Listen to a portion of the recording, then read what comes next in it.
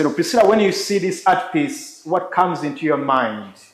Yeah, even before you give me the answer, as you think about the answer, Okay. I'll tell you that I'm coming to you from Normal Gallery here in Nakasero. There is an exhibition that's going to be happening from today until 25th of July. That's a whole month of having talks here, having experiences here, and this just themed as sight and soul. It's talking about the case of vitiligo, this experience that we live with every day, but we are getting this experience through art.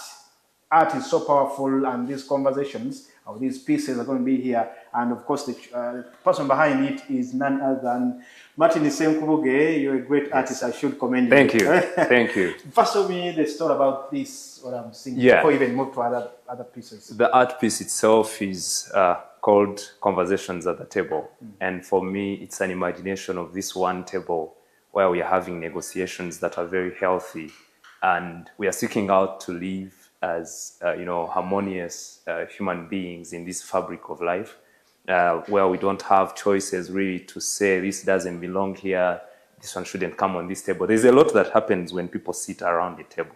So what do we conclude with is a question, and that's what this work really is inviting us to think about.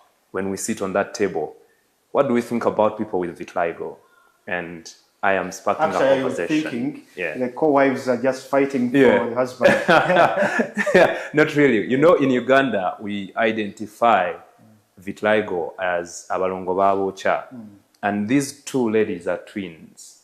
And I'm putting twins in this same artwork. I had to ask them, did you guys ban this person? These are real human beings. These are my friends, Isaac, and then the ladies are twins. And we are asking, did you ban these people? Is it true? They grew up believing the same until they later realized that they couldn't buy. Basically, you're using art Yes. to bring out a health concern that Yes. is bubbling in our society. To redefine Because narratives. I know vitiligo has many people having this condition have experienced social stigma and other psychological, because every time you see one, there's also this one in. Yes, so inheritance. Inheritance is an amazing art piece because me growing up, I saw this lamp, right? That one lamp that is so precious, and you know, the mortar and the pestle, but what is it that we've been able to archive and have in books to inherit for the next generation? And what is written about vitiligo, this person, because every piece has someone with vitiligo, and she seems to be like a servant, a queen something, or a daughter of a king. Very beautiful. You know, very, very interesting. But there's someone here certainly listening to the conversation going on about what probably their grandfather left with them. How much have we archived in terms of culture in our cultures? But what is written about certain uniquenesses? You know, I want to understand, as we move to another art piece, Yes. why would you think about this? Why not anything else? Why You not think anything about else? vitiligo, bring it to our attention? Yeah, I think for me, learning about Michael Jackson's case in 2019, that was my spark, where I got to understand even the word itself, vitiligo, or if we can say vitiligo for someone who might find it hard the other side. And it was a question of, are these people really burnt by twins? Yes. Are they burnt by twins? Isn't there a scientific version? So when I learned about the science aspect of what vitiligo actually is, I'm like, no, we don't have a right to keep someone stigmatized because of our ignorance, because of lack of knowledge. So I wasn't a dermatologist, I'm not a doctor, but if I create such a piece, and it is called Silent Covenant, we begin to have these negotiations and promises to each other that we are going, even if it is airtight.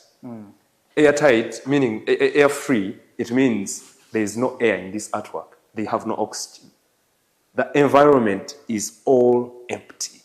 Their mouth, they are all closed. But they want to believe that they will make it another day. So how can we have synergies created where we can sit and have conversations with people without us stigmatizing them? You know, you are raising a very serious concern in our society, but I get a feeling that this, because we've grown up, many of us knowing that there is trauma, there is stigma. A lot of it. I even have a feeling that even some of the people having this condition, Yeah. I have a health condition, I may not know it, Exactly. but this one is visible. It is visible. So I get a feeling that these people, some of these people may even feel, why are you showcasing this? Maybe are you out for business or you read for something behind this? One thing that I know, they have these visible differences, but all of us have wounds that are not seen. All of us have, scars that we are hiding. And as a people, as a community, we want to run away from that and start blaming whoever we can, we may not understand. Because what humanity does not understand, they seek to destroy. Because they don't understand it. And for me, once we begin to create these art pieces like The Forgiven Bite, where we look at Adam and Eve in long time ago, what could have gone wrong? Where did humanity begin to fight against each other? Why do we kill each other?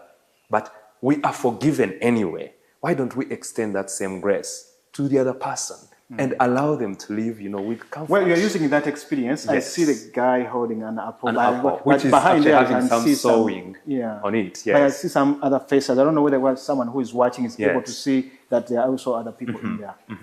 And for me, I can attack it in different ways. But if I talk about size, first of all, community has made people with vitiligo seem small.